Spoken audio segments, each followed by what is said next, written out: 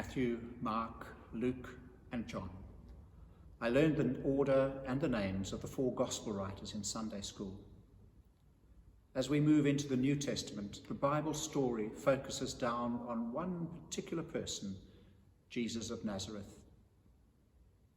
And we have not one, but 4 different accounts of his short life. Why? Why not just one? And what are the differences between the 4 Gospels? The best way to find out is to read each of the Gospels in its entirety, but we seldom do that. The lectionary, the little book that tells us what to read each Sunday, offers only a few verses each week, and for special occasions like Christmas and Easter, will often take a bit from here and a bit from there. Mark is generally held to be the earliest of the 4 Gospels, but not the earliest writing of the New Testament. His is an urgent message, peppered with words such as immediately or and then. It seems that Jesus was in a constant rush from one place to the other, teaching, healing, performing miracles. There is an odd thing in that his closest friends don't ever seem to get it. And the question is often posed by the onlookers: who is this man? Where does he get his authority from? Matthew can be seen as being modelled on the ancient Torah, the first 5 books of the Bible, containing as it does 5 great blocks of teaching. The first of these is the Sermon on the Mount and contains many familiar passages.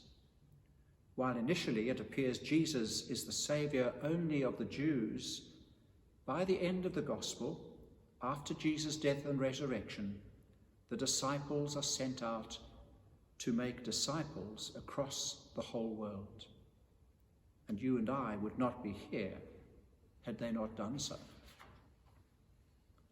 Luke contains some beautiful stories and poetry associated with the birth of Jesus, which continue to be sung in our services today, especially the Magnificat, the Song of Mary, and the Nunc Dimittis, the Song of Simeon.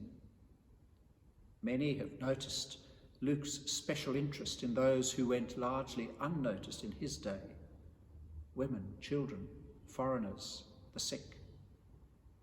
These first 3 Gospels, Matthew, Mark, and Luke, are referred to as the Synoptic Gospels. They seem to view the Jesus story through a common lens. Not so when we get to John. I can't read the opening words of John's Gospel without a thrill running through me. In the beginning was the Word, and the Word was with God, and the Word was God. No miracles, but signs in John. Signs which will lead people into faith in Jesus. A few carefully chosen signs and long interpretive passages are a hallmark of this Gospel.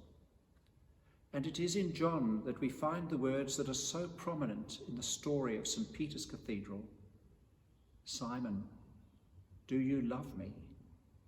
Feed my sheep. What all 4 Gospels have in common is that they build towards and devote considerable space to the betrayal, arrest, and crucifixion of Jesus.